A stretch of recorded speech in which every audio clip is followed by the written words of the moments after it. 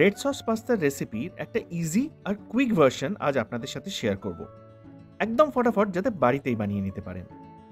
পাস্তার আরও দারুণ দারুণ রেসিপি আমার চ্যানেলে অলরেডি ছাড়া আছে, লিঙ্ক ডেসক্রিপশনে দিয়ে দিচ্ছি, চাইলে দেখে নিতে পারেন পাস্তা প্রেমীরা। চলুন আর দেরি না করে তাহলে শুরু করি। প্রথমেই লাগবে 3টে বড় টমেটো। 4 থেকে 5 ফালিতে কেটে নিচ্ছি।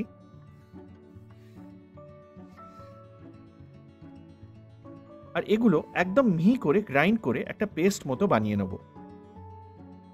অনেক ক্ষেত্রে টমেটোটা প্রথমেই ব্লাঞ্চ করে নেওয়া হয়, তারপর খোসাটা বাদ দিয়ে দেওয়া হয়। আমি সেগুলো করছি না, শর্টকাট আর ইজি ভার্সনটা দেখাচ্ছি বলে। দেখুন, একদম ভালোভাবে গ্রাইন্ড করে নিয়েছি। এবার 1 থেকে 1.5 লিটার মতো জল আমি গরমে বসাচ্ছি পাস্তাটা সেদ্ধ করে নেওয়ার জন্য। ফুটতে শুরু করলে 1 টিস্পুন মতো নুন দিয়ে দিচ্ছি।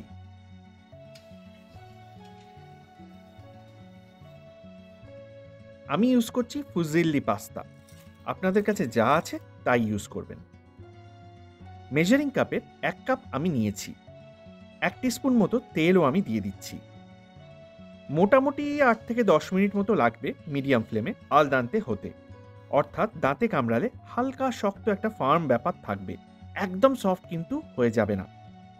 অবশ্যই প্যাকেটের ইনস্ট্রাকশনটা আপনারা একবার চেক করে নেবেন, পাস্তা টু পাস্তা এটা কিন্তু ভ্যারি করবে। পাস্তাগুলো স্ট্রেন করে নিতে হবে, আর জলটা কিন্তু ফেলে দেবেন না। পরে কনসিস্টেন্সি যদি ঠিক করতে লাগে তখন কিন্তু এই জলটাই কাজে লাগবে।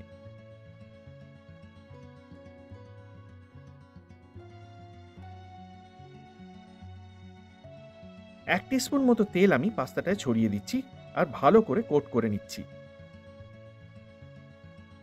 এতে একে অপরের সাথে পাস্তাগুলো লেগে যাবে না।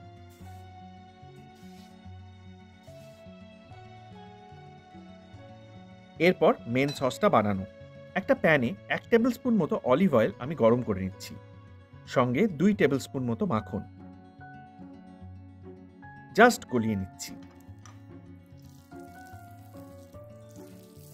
প্রথমেই দিয়ে দিচ্ছি 1 টেবিল স্পুন ভর্তি কুচনো রসুন। 40-45 সেকেন্ড মতো লো ফ্লেমে নেড়ে নিতে হবে।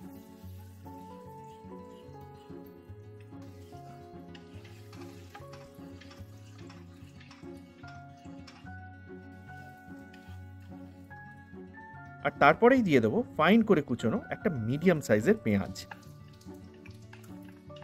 পেঁয়াজটা এবার ট্রান্সলুসেন্ট হওয়া অবধি আমাদের নাড়তে হবে।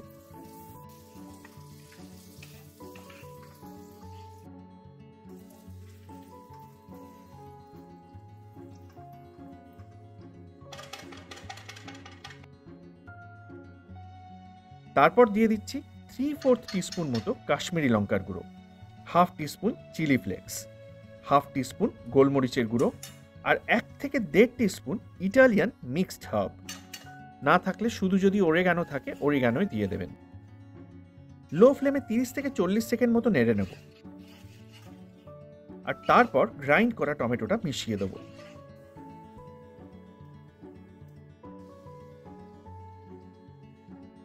এবার লো টু মিডিয়াম ফ্লেমে ততক্ষণ এটাকে রান্না করতে হবে যতক্ষণ না টমেটোর কাঁচা গন্ধটা একদম চলে যাচ্ছে।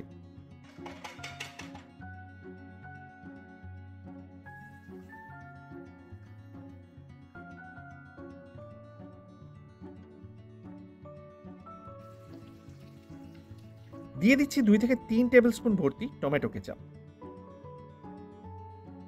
ভালো করে মিশিয়ে নিয়ে ফ্লেমটা লো করে চাপা দিয়ে দিচ্ছি 2 থেকে 3 মিনিটের জন্য।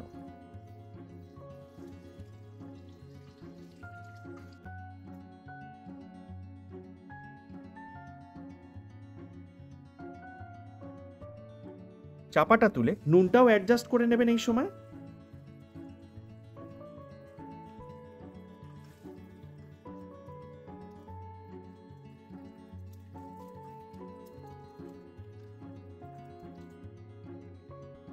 এরপর আমি দিয়ে দেবো 3 থেকে 4 টেবিল স্পুন মতো ফ্রেশ ক্রিম।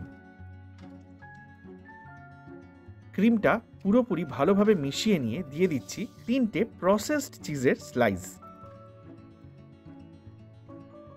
চিজ আপনারা আপনাদের ইচ্ছা মতো যে কোনো রকম ইউজ করতে পারেন আর যে কোনো কোয়ান্টিটিতে ইউজ করতে পারেন, তবে হেলথের কথাটাও মাথায় রাখা দরকার।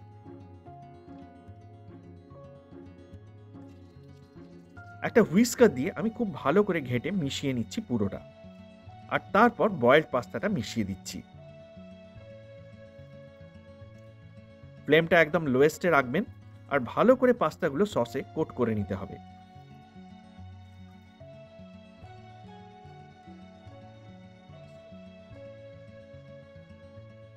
দেখুন সুন্দর একটা রং অলরেডি রিচ করে গেছে, আর বাটার আর অয়েলটাও একটু একটু সারফেসে আসতে শুরু করেছে।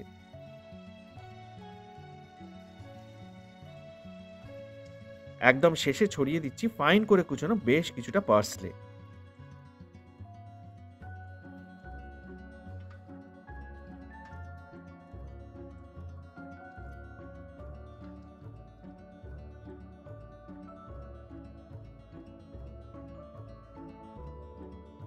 খুব ড্রাই হয়ে এলে পাস্তা সেদ্ধ করার জলটা থেকে অল্প একটু জল মিশিয়ে কনসিস্টেন্সিটা ঠিক করে নেবেন। লো ফ্লেমে একটু নেড়ে নিলেই কনসিস্টেন্সিটা আবার ঠিকঠাক হয়ে যাবে। এই কারণেই প্রথমে জলটা ফেলতে বারণ করেছিলাম। পার্সলের জায়গায় এখানে আপনারা সুইট বেসিলও ইউজ করতে পারেন, সেটাও দারুণ ফ্লেভার দেয় এই পাস্তায়। ব্যাস, তাহলে একদম রেডি আমাদের টমেটো সস পাস্তা বা রেড সস পাস্তা। ফটাফট বানান আর গরমা গরম একদম পরিবেশন করুন। অবশ্যই রেসিপিটা ভালো লাগলে, যেটা প্রত্যেকবার বলে থাকি, একটা লাইক করে দেবেন আর অন্তত একজনের সাথে শেয়ার করার অনুরোধ রইল। কমেন্ট সেকশনে অবশ্যই জানাবেন আপনাদের মতামত। আজ এই পর্যন্তই তাহলে। নেক্সট আবার আসছি নতুন দারুণ আর একটা কোনো রেসিপির সাথে।